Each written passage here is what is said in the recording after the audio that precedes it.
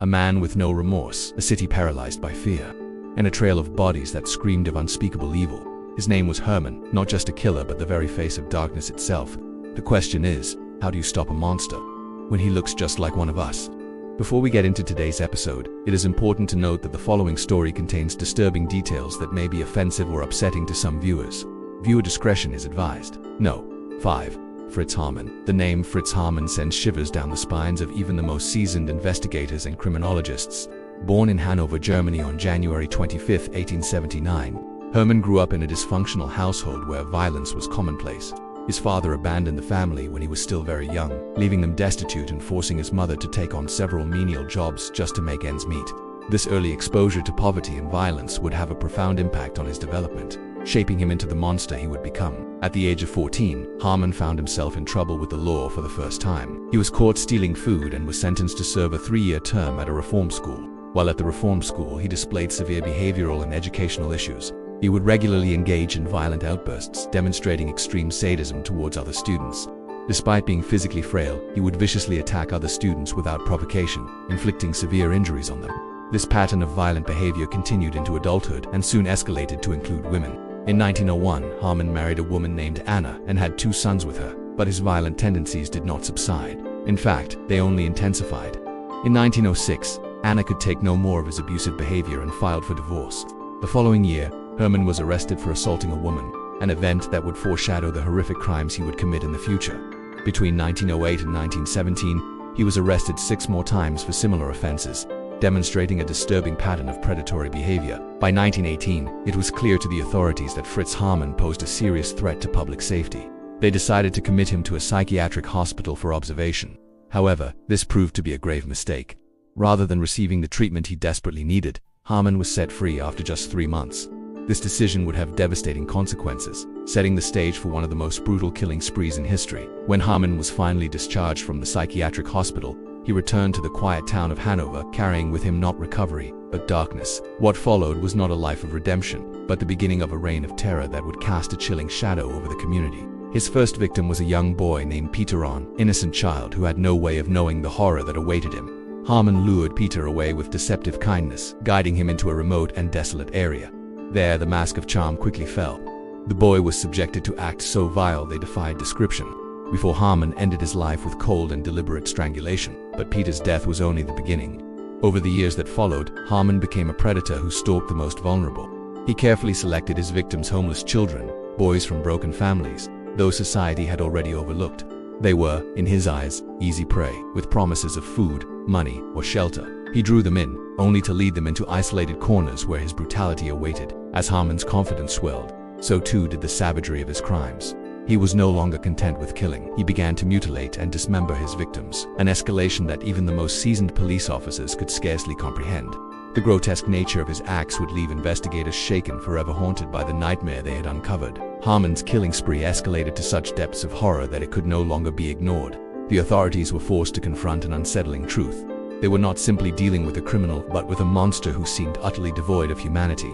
Each new discovery of a body was not just another crime scene, it was a grotesque message, a chilling reminder of the predator that lurked among them. The cold-blooded nature of his acts shocked even the hardest hearts in Hanover.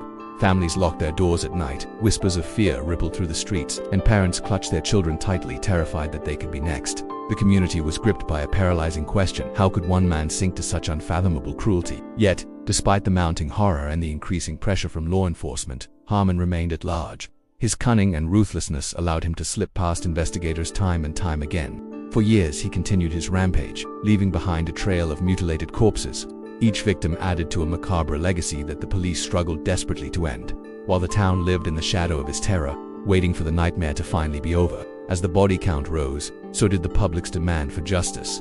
The people wanted the monster brought to justice, but it seemed like he would never be caught. The elusive nature of his crimes made him a ghost, a specter that haunted the city of Hanover.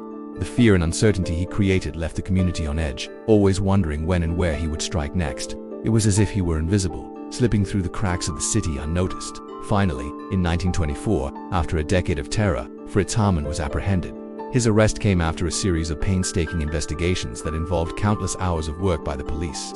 When they finally closed in on him, they had no idea of the horrors they were about to uncover. The news of his arrest spread like wildfire, bringing a sense of relief and triumph to the city. But this was just the beginning. What followed was a legal battle that would become one of the most significant in German history. The prosecution presented a mountain of evidence against Haarmann, each piece pointing to his guilt. They had finally caught their man, but they had no idea of the full extent of his crimes. During his trial, the prosecution revealed the gruesome details of his crimes, sending shockwaves through the courtroom and the public. The revelation of his brutality left people horrified and questioning how such a monster could exist. The trial was not just a legal proceeding, it was a battle between good and evil. The prosecution was determined to bring Haarmann to justice, but he seemed unrepentant. However, the defense argued that Haarmann was insane, attempting to portray him as a man who was not responsible for his actions. This raised a crucial question. Was Haarmann truly all there, or was he simply trying to escape the consequences of his actions? The debate raged on, leaving the public divided and uncertain of the truth. As the trial dragged on, the pressure mounted on the jury to reach a verdict. They had to decide whether Haarmann was a monster who deserved punishment, or a madman who needed help. The weight of the decision was immense, and the jury knew that their verdict would have far-reaching implications. Finally, after hours of deliberation, they reached a verdict. Fritz Haarmann was found guilty on all counts. The courtroom erupted in gasps and murmurs as the verdict was read. Justice had been served, or so it seemed. But the story did not end there.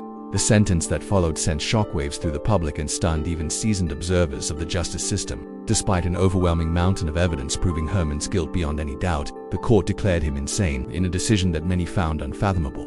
Haarmann was spared the death penalty and instead sentenced to spend the rest of his life behind bars. The ruling ignited a firestorm of outrage. Citizens, still haunted by the memory of his heinous acts, could hardly comprehend that someone capable of such monstrous cruelty would continue to breathe the same air as them. They demanded justice swift, irrevocable, and final. The roar of public anger was deafening. The people wanted capital punishment for the monster of Hanover. The sentence was final and unshakable, and with it came the end of Haarmann's freedom. He was led away in chains, destined to spend the remainder of his life behind the unforgiving bars of a prison cell. As the guards escorted him out of the courtroom, every gaze followed him. The press, the families of his victims, the ordinary citizens who had come seeking justice, all eyes burned into him, desperate to see some sign of humanity in the man who had cast such a long and terrible shadow. But Haarmann had ceased to be just a man. He had become a living symbol of evil, the embodiment of how far human cruelty could descend when unchained. For many, he was not merely a criminal, but a warning, a chilling reminder of the darkness that can lurk within the human soul. And yet, in that moment, when the world sought remorse, regret, or even a flicker of guilt, they saw none. Haarmann offered no apology, no hesitation. His face remained a mask of cold calculation, his eyes empty, devoid of compassion. To the very end, he denied the world the closure it so desperately craved, leaving only the image of a monster who stared back with chilling indifference. Ultimately, Haarmann's reign of terror came to an end not with the roar of the courtroom or the swing of a noose, but with confinement. He was transferred to a high-security psychiatric hospital, a fortress of steel and stone designed to contain the darkness that once walked freely among humans. From that day forward, the world outside became nothing more than a distant memory. The walls of his cell became his only companions, cold, unyielding, and ever watchful. The nights were filled with an oppressive silence, broken only by the occasional echo of distant footsteps or the hum of the hospital's corridors.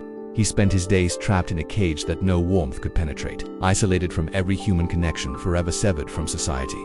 This was his punishment. Not death, but a slow, unrelenting descent into despair. In the solitude of his confinement, Haarmann faced only one constant presence, a shadow of himself. The man who had once terrorized a city, now left alone to grapple with the weight of his own monstrous mind. Despite the efforts of medical professionals, he never showed remorse for his actions. He remained defiant, showing no signs of repentance. His silence echoed his crimes, serving as a constant reminder of the evil he had committed. The monster of Hanover had been caged, but his legacy of terror lived on, forever etched in the annals of history. Fritz Haarmann was a monster whose crimes shook the world. His sadistic acts and complete lack of remorse made him one of the most evil criminals of all time. Yet his insanity plea spared him the death penalty, sentencing him to a life of isolation instead. As we reflect on his horrifying crimes, we are reminded of the darkness that can lurk in the human heart. The monster of Hanover may be gone, but his chilling legacy continues to haunt us. Haarmann is behind bars, but his shadow still haunts us. A chilling reminder: evil can wear a human face. Thank you for watching. Don't forget to like, share, and subscribe. Hit the bell icon so you won't miss our next video. We'll see you in the next story if you dare.